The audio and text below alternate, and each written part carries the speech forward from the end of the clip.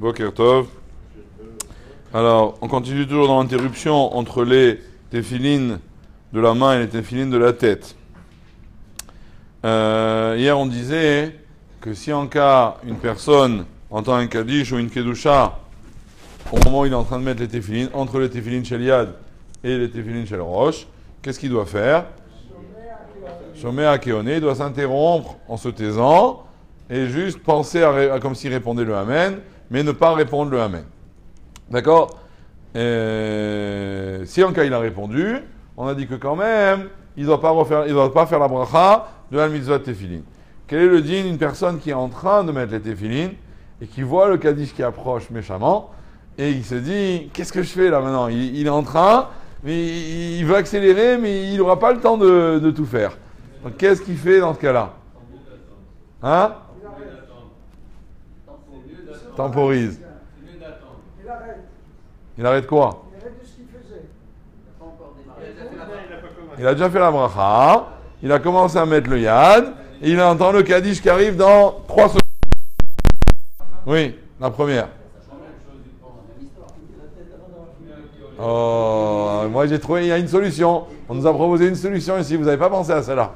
Il continue à le mettre et dans sa tête, il va répondre au kaddish. C'est ce qu'on a dit hier, ça. Là, le chidouche d'aujourd'hui, c'est de dire que comme il a commencé à mettre la main, en vérité, tous les tours qu'on fait autour du bras, c'est pas obligatoire. Ça fait pas partie intégrante 100% de la mitzvah. Donc, à ce moment-là, si ce n'est que si on ne les serre pas, ça tient pas.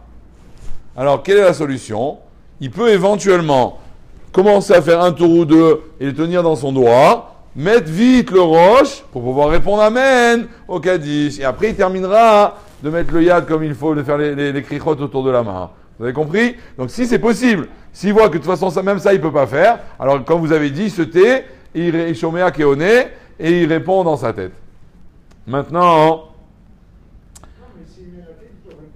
c'est ce que je dis. S'il a le temps de ne pas finir le yad, de mettre la tête, et pour répondre avec la bouche, c'est mieux.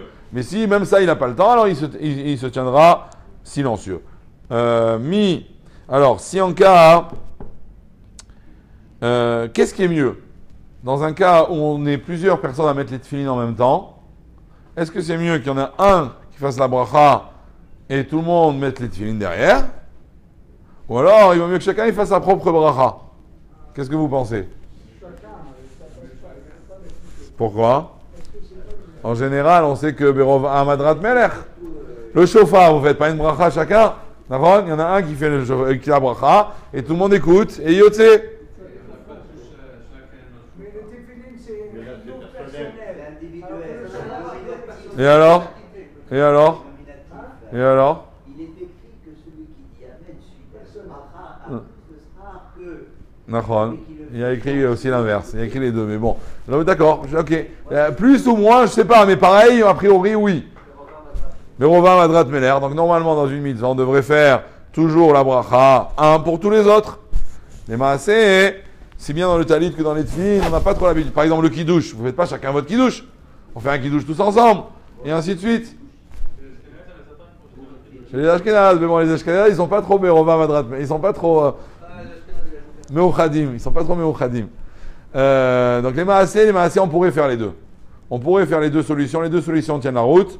Un, parce que faire tous ensemble, surtout si on est 10. Alors Bichala, on a un minyan de minyan. Alors ça serait Berova Madrat Meler. On pourrait faire un, il fait la bracha pour tous, ou chacun fait sa bracha. Mais les maaseh dans Talit et Tefilin, on a le minag de faire chacun sa bracha. Pourquoi? Un inyan que pas tout le monde est concentré au moment où l'autre il fait la bracha. Est-ce qu'il a vraiment entendu? Est-ce qu'il a répondu Amen? Est-ce que lui il était mechaven de me rendre yotse? Est-ce que moi j'étais mechaven d'être yotse? Donc ça fait un peu du balagan. Donc c'est pour ça qu'on n'a pas l'habitude de le faire tous ensemble. Et enfin, dernière halakha pour aujourd'hui. Qu'est-ce qui se passe? Une personne qui est en train de mettre les tefilines, il entend son copain à côté qui lui aussi il met les tefilines. Il entend la bracha.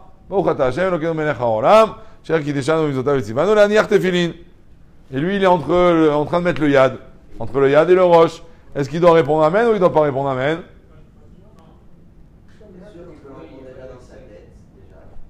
Donc, déjà, vous auriez dû me répondre vous-même. Kalvachomer du Kaddish. Si déjà le Kaddish il ne peut pas répondre, on répond Amen sur une bracha à plus forte raison. Naron? Parce qu'Amen du bracha c'est moins fort que l'Amen du Kaddish. Il va s'acquitter s'il n'a pas encore commencé sa bracha. Non, il a commencé, on parle qu'il a commencé. S'il n'a pas commencé, Madak qui va répondre.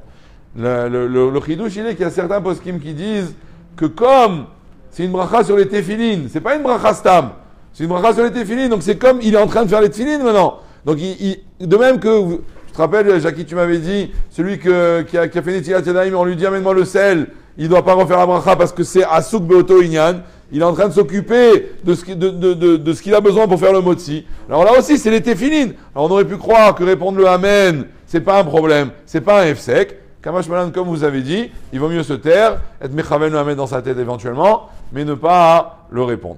Tana de Veliaou. Donc, c'est là, Jackie.